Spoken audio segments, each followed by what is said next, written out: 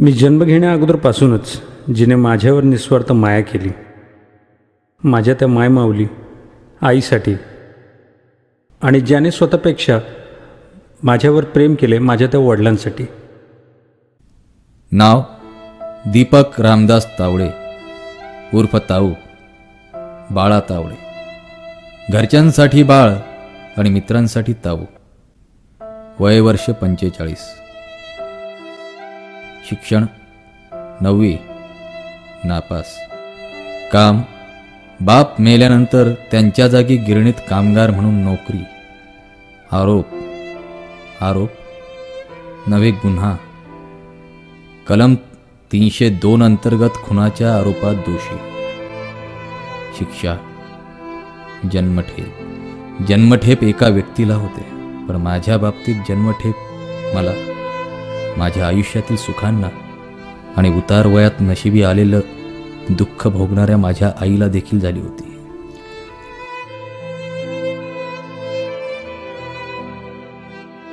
ऐकलं होतं आयुष्य फार लहान असतं, पण 14 वर्षाच्या जन्मठेपेने आयुष्याच्या चिंध्या होईपर्यंत फरफटत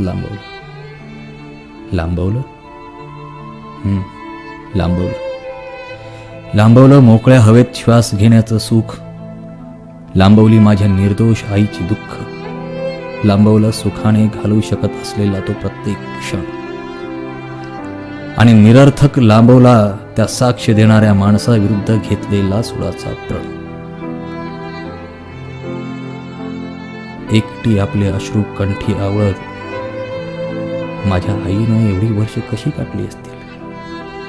माझ्या शिक्षेच्या सुनावणीनंतर सगळीच नाती ओसरली. घरातली रोजची कामं, जेवण, धुणी भांडी, कपडे, रोजचा बाजार, माझ्या आईचा आजार. कोणी सांभाळ केला असेल तिचा, कोणी सांभाळलं असेल हे सगळं. कदाचित मावशीने आईचं सगळं केलं असावं. याच मावशीने.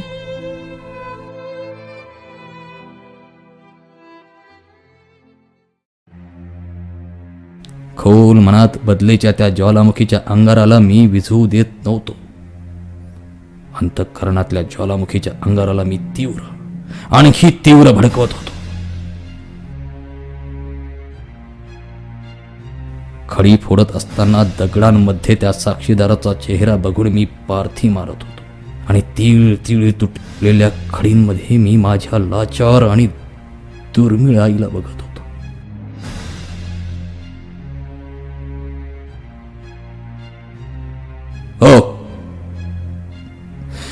हो, मी खून केला, पण मी त्या साक्षीदाराचं काही वाईट केलं नव्हतं. जो मेला तो त्या साक्षीदाराचा कोणी नव्हता. मग त्या साक्षीदारानं माझं असं वाईट का करावं?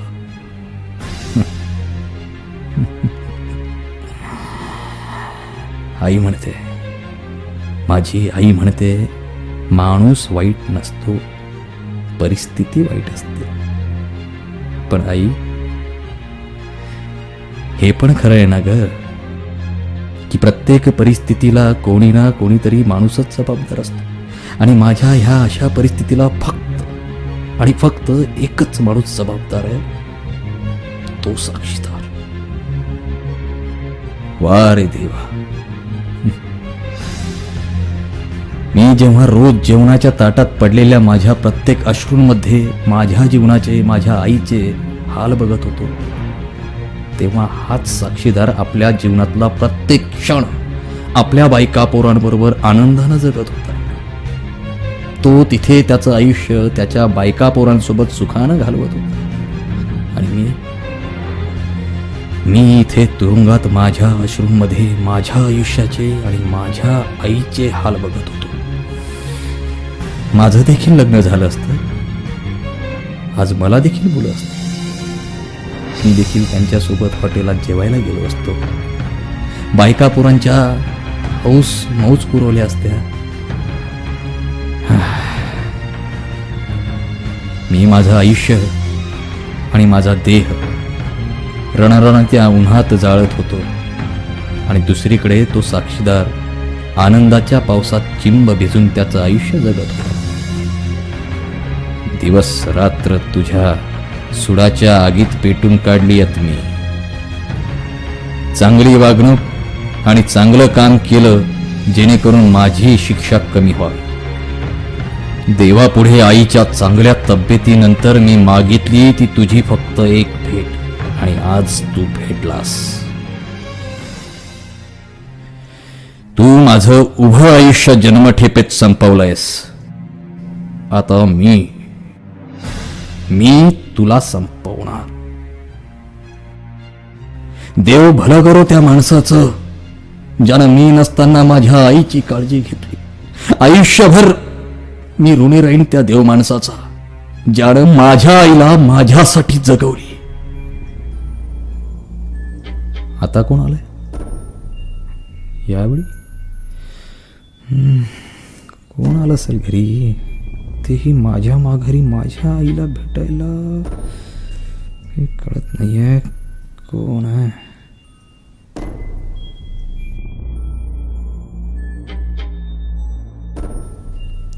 नमस्कार.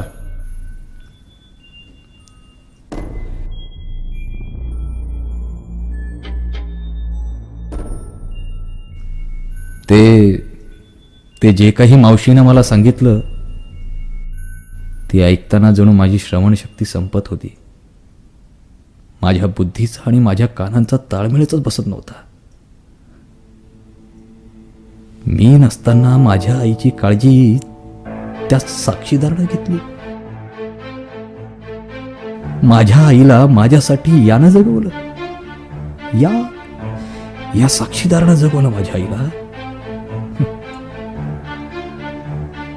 आणि हे उपकार फेडण्याऐवजी मी त्याला संपवायला निघालो होतो.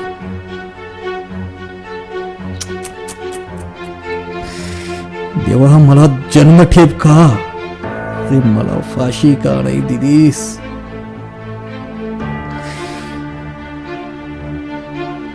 त्याच्या जीवावर उठलो मी ज्यानं माझ्या आईला जगवलं.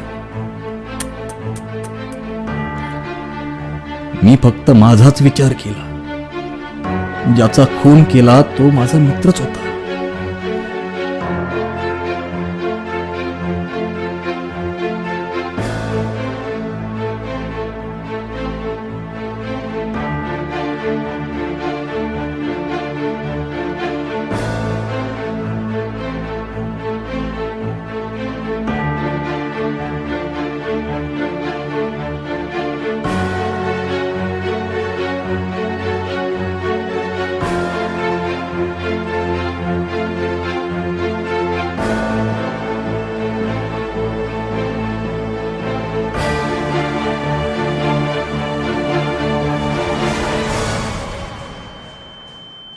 दारूच्या नशेत आम्ही दोघं भांडलो आणि पैशाच्या वादावरून मी त्याचा खून केला.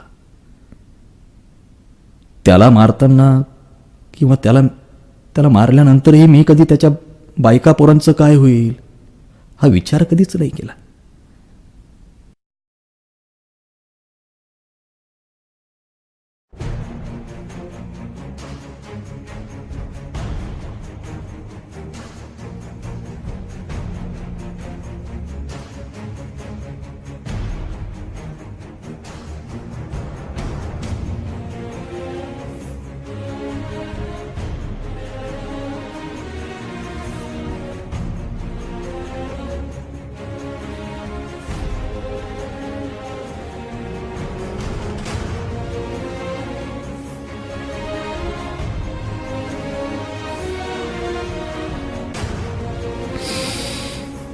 मेलेल्या माणसाच्या परिवाराला न्याय आणि मारणाऱ्याला शिक्षा. एका जागरूक नागरिकाचं कर्तव्य म्हणून त्यानं माझ्या विरोधात साक्षी दिली. आपलं सामाजिक कर्तव्य पार पडून हा माणूस जगाआड झाला नाही. माया, आपुलकी, प्रेम या पलीकडे जाऊन माणुसकीची जाणीव ठेवून त्यानं फक्त माझ्या आईलाच नाही पण या दोघांना देखील आपल्या ऐपतीप्रमाणे सांभाळलं, वाढवलं, जपलं. नसलेल्यांची कमी पूर्ण केली. माणूसच परिस्थितीला वाईट किंवा चांगलं बनवतो.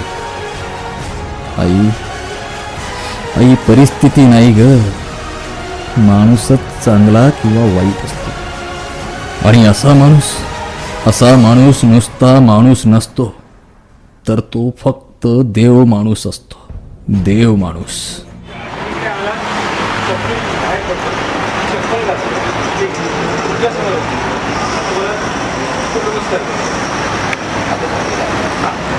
आणि तुम्ही भागानंतर आधी पुढे उभे राहा.